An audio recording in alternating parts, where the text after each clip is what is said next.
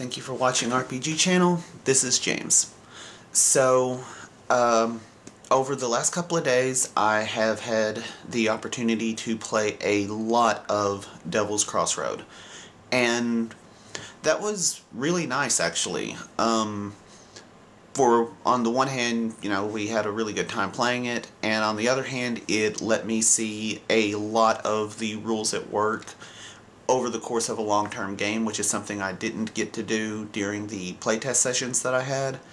And it was really good. We had a really great time. So, I was playing with two people. They decided to play characters who were brothers. And originally their plan was they wanted to be a pair of bank robbers. But in the town that they chose to start in, because I just kind of showed them the map that I had made up and told them what the different towns were kind of like, in the one they picked, it was a boom town that was coming into a great deal of wealth because of some gold that was found nearby. But this town really didn't have much in the way of banks. Instead, what was happening was there was a company that was taking the gold ore and shipping it out of town, and they were paying the miners in company stock. Or not stock, but script. So if they wanted to get the actual gold, they had two options. They had to rob the wagon that was taking the gold to the boat, or they could rob the boat itself. So they got on the boat and quickly realized that they were severely outgunned. And this is something that I've noticed a lot in Devil's Crossroad, is that people do not enter gunfights lightly.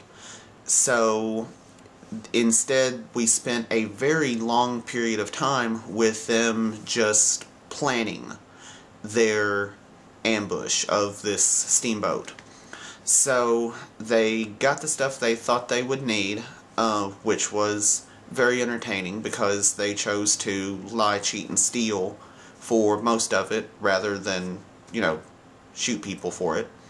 Which was nice. They got into a lot of card games, and if you haven't seen Devil's Crossroad, there's a sort of mini-game for how to handle poker, and I got to actually use those a lot and see how those worked. Everyone really liked them. And so, while they were in another town planning to ride back to the boomtown so they could get back on the boat and rob it, they did witness a jailbreak. Some outlaws bust out their gang leader, and there was a bounty on the guy, but they chose not to participate in hunting him down. Instead, they kept with their plan and continued on with their idea of robbing the boat. So, with all the stuff they needed, they got back to the boomtown, got back on the boat, and while the boat was going down the river, before they could act on their plan to rob the thing, the outlaw that had escaped actually started robbing the boat first. So a big shootout ensued between these two players and the gang that was trying to rob the boat. And a couple of things happened in this gunfight which were kind of cool. On the one hand, I started noticing a pattern that I would see in all the gunfights that followed, which basically what happens is some people are in a situation and they talk for a while, and at some point guns are drawn and a few shots are fired, and then everyone gets behind cover, and then a second standoff typically follows where you're waiting to see who's going to act next, like who's going to make the next move. And what happened in this one is exactly that, and the players did everything right. Like, they were behind cover, they were, using all of the tools that they had available to them in the game, including the first aid skills when they had the opportunity to do so, like reloading when they had the chance to, switching off guns, that kind of stuff. and one of the players happened to get shot, and it was just a lucky shot, and it killed him. One shot, one kill. And so that solidified what I'd been saying before about how deadly this game can be. And, you know, I don't want to give the players any disrespect or anything. Like, they were doing everything right, but the simple fact of the matter is, when people are shooting, then there's a chance someone is going to die. There's a very good chance someone is going to die. So that happened in this case, and the guy was kind of disappointed about his character dying, but he was equally excited about making a new character, which was cool. So,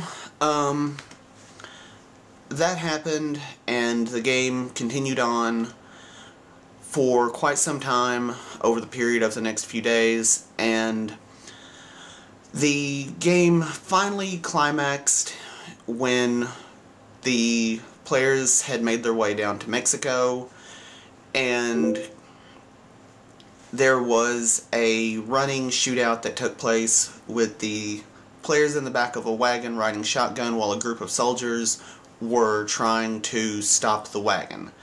And that was a really cool gunfight. I got to use some of the rules for Dog and Pony Show for that section, which worked out really well and gives me a lot of faith in that supplement. And that's pretty much where the game ended, at least for now. But I'm looking forward to playing it again. All the players really liked it, and one of the players there didn't know that I was the one who made the game, and that was neat because we asked him what his opinion of it was, and it was all very positive, and then we told him that I was the one who made it, and that was cool. I liked that.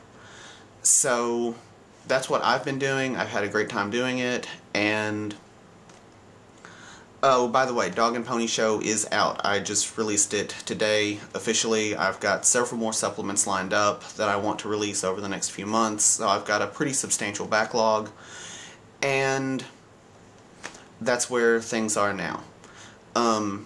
It has not escaped me that today is Christmas Eve, so if that's something you're into, then I hope you have a great time doing it. This has been James with the RPG Channel, and I will talk to you next time. Peace.